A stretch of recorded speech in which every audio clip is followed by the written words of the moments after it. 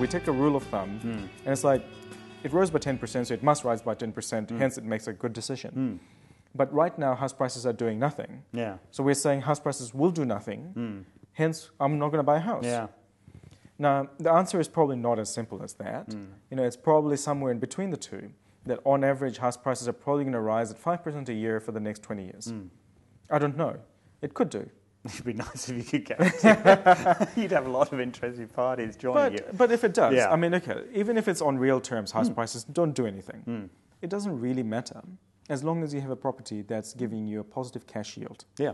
So if your rent and everything is giving you enough money that you're paying for your outgoings, and you've got a little bit left over that you can go, reinvest. Yeah. That's probably okay. And particularly if it's a leverage, you're using money wisely from that point of view. Yeah. And I don't have a problem with debt. Debt is not a bad thing. It's just too much debt that's a bad thing. Exactly. And that's what we've got into in the last 8 years of the early part of the 2000s. Look, the 100% gearing, the 110% gearing, that's not good. That's unhealthy. A bad start to a financial investment, a very bad start. I think it gives you the wrong incentives. It tells you that somehow you're being rewarded for not saving. But an investment is really the reward for your investment and for your saving. And until people understand the relationship between the sacrifice that you have to make to get something in return in the future, because that's what savings and investment really is about, right? You forego something now for something in the future. But what we had in the last 15 years was we will consume more now and we'll have more in the future. Yeah. Which was, again, that projection we're here now, it's going to continue. Yeah. It's that model. Human and nature it just is doesn't the work. way we are. Yeah, it just doesn't work. So, I mean, we suffer from the usual biases. We're flawed. As human beings, that's how we operate. Heuristics, the rule of thumb, is the way that we make the very complex world work. And it did work for us. I mean, I know a lot of people who made a lot of money being in property for the last 10 years. And they're still very well off. But the question is, if you get in now, are you going to be really well off in 10 years' time? But it's all about buying, isn't it? It's in the buying that makes the decision. In the buying and then in the eventual selling. Yeah. It is both sides, but the starting point is to find the right buying situation. And I think this is where valuations become really important and trying to understand the value of what you're buying. A price and a value are two different things. And for me, the basic fundamental is your yield on investment. So if you're buying a rental property, the rental yield should at least cover your cost of borrowing. Absolutely, yeah. If you can't do that, you may as well put it into a fixed deposit, right? Because let's face it, you'd probably make more money that way. And you've got less risk attached to it, because there are risks attached to it. But people are attracted to the opportunity to leverage and to, historically, the experience of capital appreciation has been an attractive inducement, without doubt. Well, housing has been a good investment for so many New Zealanders. I can see why it's such a favourite. It is the bricks and mortar. It is a It's tangible visible. asset. Yeah. It's something that is within their control in many people's judgment of And it's not being just able to New affect Zealand. it. No, absolutely. I mean, you see it. The UK has taken on a massive amount of growth in buy-to-let, which is the rental market. And Same in the US. Exactly. And Australia obviously has a massive market and will continue to be so for many years to come. But it's interesting, the divergence between the US and UK. They're both going through very similar economic conditions in terms of a pretty drawn-out recession. In the US, they've had a major clean-out in terms of house prices. In the UK, they haven't. No, they've had a degree. I think it's probably 20%. US Pretty is 30, small, 35% right? off the peak of the market. They've adjusted seriously to get their market moving. And I think the difference is in UK, similar to New Zealand, they just haven't had to have the same kind of forced selling as they had in the US. The non-recourse loans are the difference. That's right. We don't have it in the UK, doesn't have it, the US does. And that's... It makes a big difference. It makes a huge difference. It does adjust the market suddenly. Yeah. And then they adjust to it and move on. And therefore people start buying again at a new bottom. But in the UK and in New Zealand, we just drag it out. We drag it out. And, this is the end result for you and me is going to be very simple.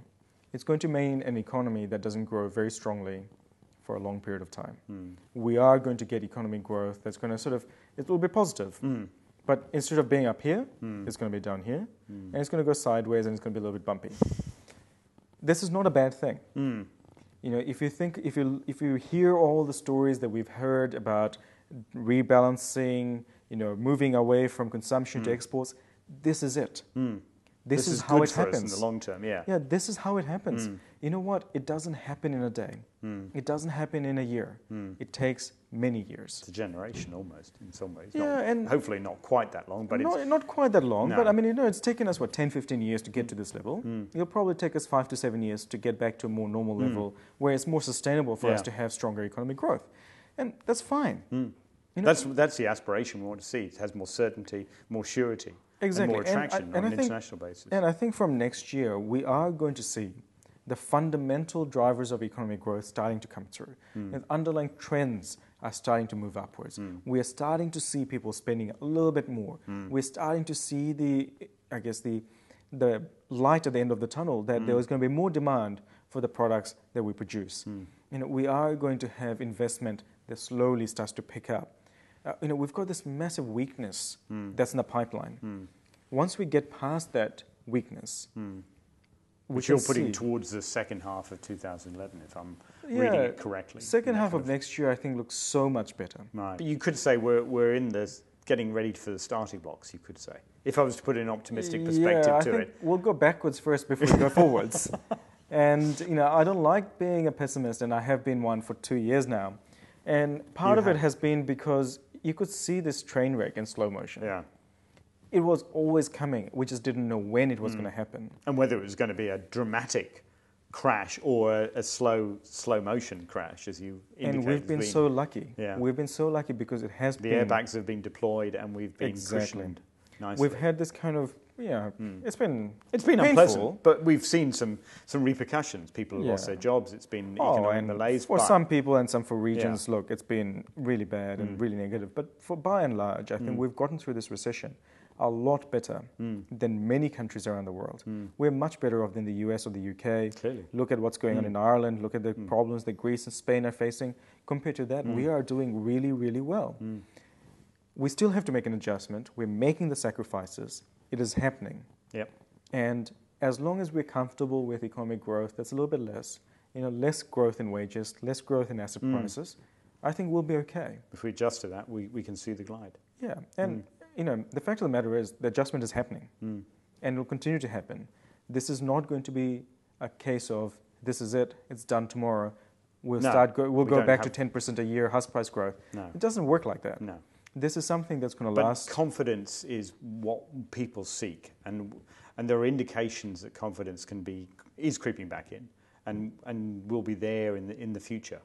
Is that well, I think confidence is pretty weak right now.